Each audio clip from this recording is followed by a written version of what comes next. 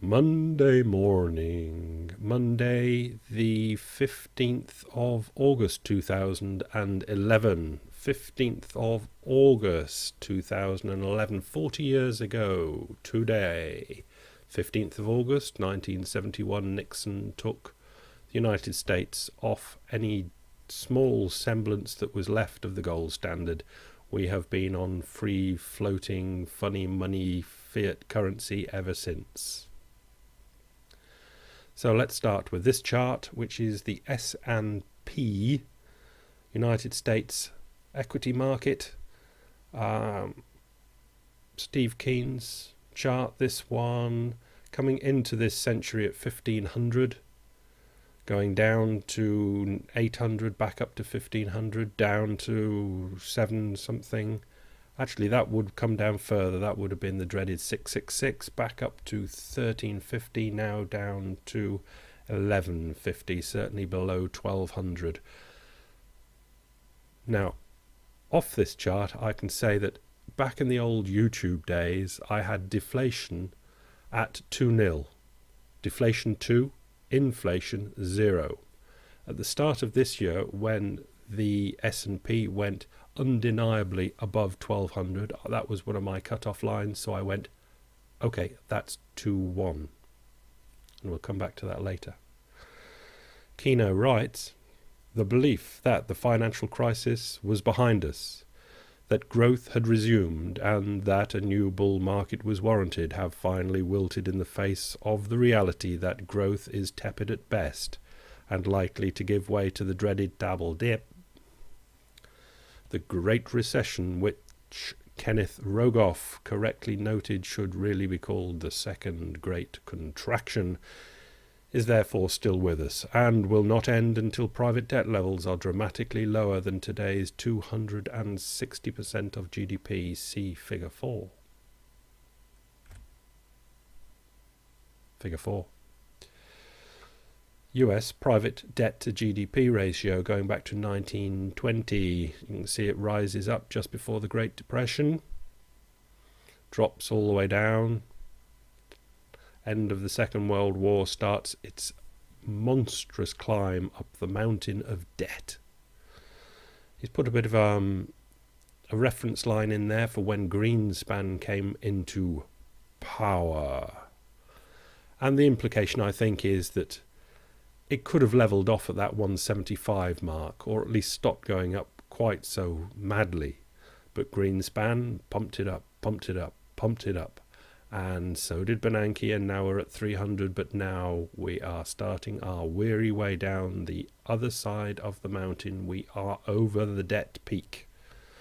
And the big question is, how far down are we going to go? Let's say it was going to go back down to that 175 level, and it would get there in about 2020. That looks about right, but you can imagine if it gets down that far, it'll go an awful lot way further, because that's the way the human mind works, extrapolating what was will be. So if it gets down there, it's liable to get down to, if it goes to 175, it might go to 100, and that will effectively be the end of the fiat money system as it came to be in 1971, because it will break somewhere between here and there. Move on to the Reuters CRB index, which is the basket of commodities. A basket of commodities. This is a 1-year chart, and during this year it went up through the 300 line, and as I said, the 300 line was the second way to score a goal. And it went up through the 300 line, so it went inflation 2, deflation 2. I have now scored it deflation 3, inflation 2, because the S&P has gone below again that 1200 mark. And if the CRB index goes below the moving average line, let's say goes below 320, I'll move it to 42 for deflation, because things are looking very, very deflationary at the moment. University of Michigan, Michigan, consumer sentiment. Sentiment is low, very low. The sentiment is low. You can see it's just about all-time low. Going back to 1978, this chart, it's been this low in the Great Recession that we've just come from, and back in 1980. But generally, it's always been higher. But look at that last little turn down, unless it's a mistake, which it could be because it's so huge. But something's knocked the wind out of any sort of lively high sentiment that the American public have, and it's knocked them right down to great new lows again. And I'd like to point out at this juncture, if I may, going back to the start of this century, that it was 110, and you can see the general trend coming down from that 110 over the 11 years of this century that we've had so far, coming down to 55, 110 down to 55. It is a trend, isn't it? From high to low, even without that last nasty little reading that we've just had. The trend is certainly on its way down. The great body of the American thinking populace know something. Let's go to China. China Economic Observer. Why China is not lowering domestic fuel prices. Okay, I shall read. The National Development and Reform Commission has long been championing the cause of linking domestic fuel prices to the international price of crude. That would be an idea, wouldn't it?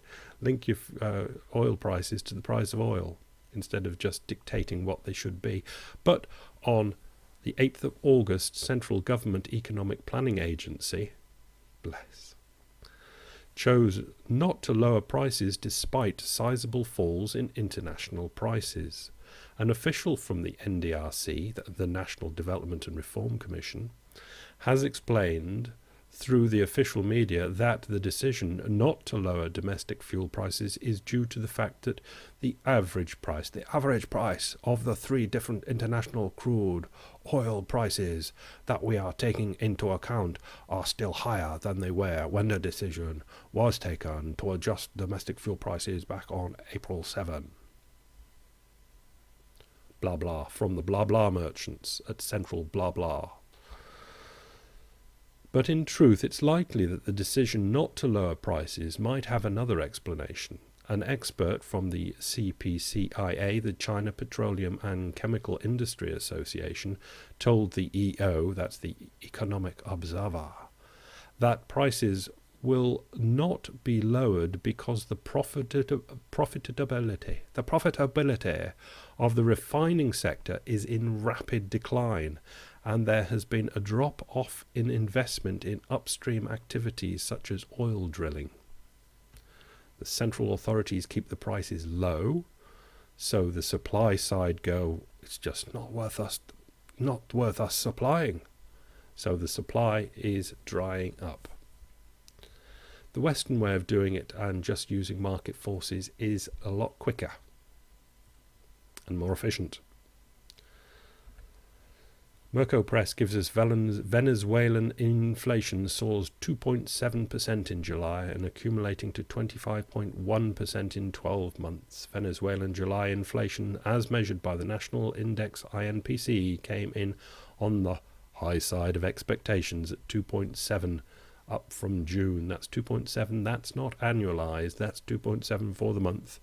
Annualize it and multiply it by 12. Inflation getting a bit out of control in Venezuela. Over in Euroland, this is a nice chart.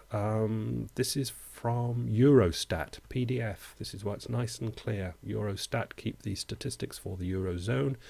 This is total industry production, manufacturing production, going back to 2002. Obviously, it dropped off during the Great Recession when nobody was buying anything and nobody had the faith to make anything. Just look at that end, though. It got itself up nicely to above where it was in 2005, but it flattened out and now it's turned down. And that would be fine if the rest of the world was kicking on in there, but the rest of the world isn't kicking on in there, so that's a definite nasty little turn down for the euro area manufacturing. German officials want Italy and Spain to sell gold.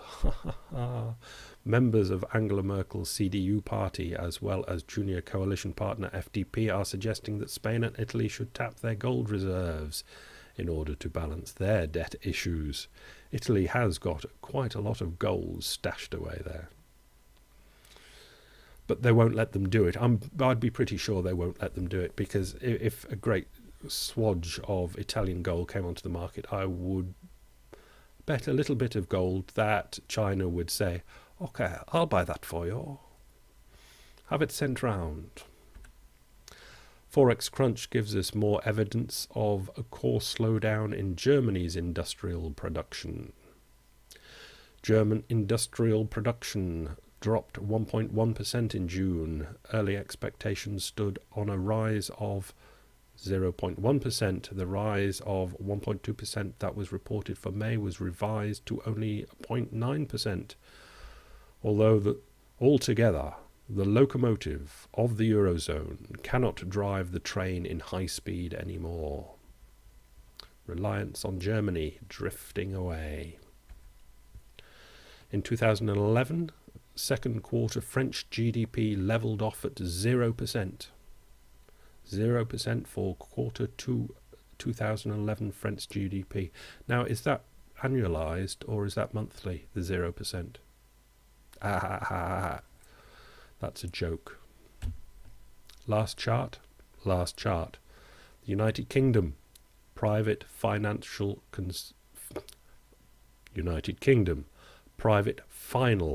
consumption expenditure. Spending, innit?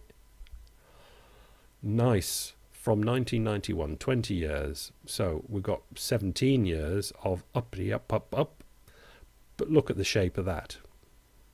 Down through the recession, totally understandable. And what's happened coming out of the recession is not understandable. That should start going bottom left, top right, and follow the progression of the line for the previous 17 years. But it's not. It's turned over, and if anything, it's on its way down, and the government austerity hasn't kicked in yet. What do you think that'll look like in 1 year's time? Estimates, place your bets, please. Thank you. See you tomorrow, all things being well.